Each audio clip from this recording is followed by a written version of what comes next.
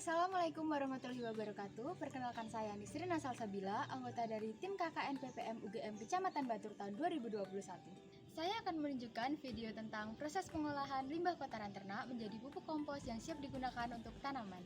Selamat menyaksikan. Penggunaan pupuk anorganik diyakini dapat meningkatkan produktivitas tanaman. Namun, penggunaan dalam jangka panjang dapat menurunkan kualitas tanah.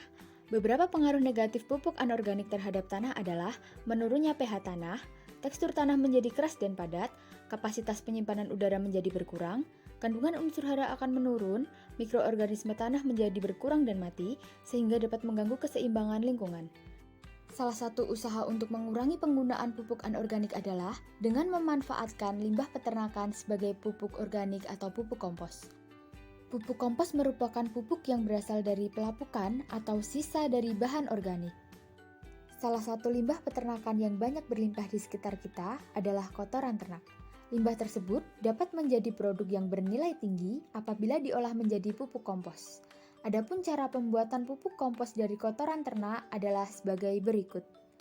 Alat dan bahan yang digunakan berupa kotoran ternak, skop atau alat pengaduk lainnya, EM4, molases atau penggunaannya dapat diganti dengan gula merah atau gula pasir, terpal atau karung, wadah, dan air.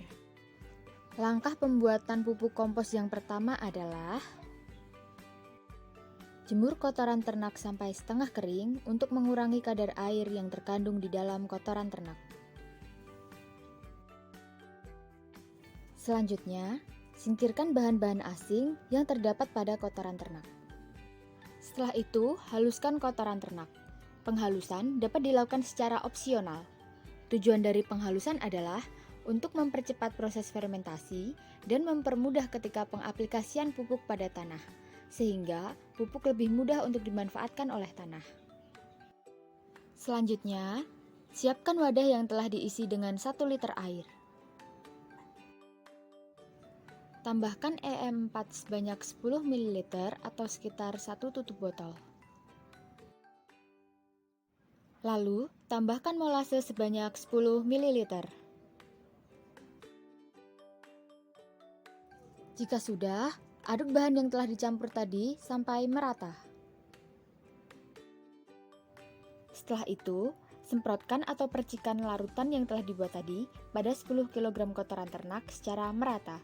Jika perlu, aduk dan percikan larutan lagi supaya terkena pada semua bagian. Kadar air yang sesuai dapat dilihat dengan cara menggenggam bahan. Apabila digenggam, menggumpal, dan tidak remuk, juga tidak meneteskan air. Setelah itu, peram kotoran ternak selama 1 bulan pada tempat yang teduh dan terhindar dari air.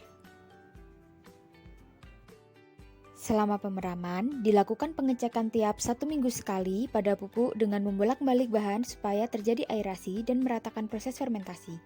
Apabila pupuk terlalu kering, dapat dilakukan penyemprotan dengan cairan yang sama. Setelah 1 bulan, pupuk sudah siap digunakan untuk tanaman. Ciri-ciri pupuk yang telah matang dan aman digunakan untuk tanaman adalah berwarna coklat hingga hitam, remah, memiliki suhu ruang atau tidak panas, tidak berbau, dan aman digunakan sebagai pupuk.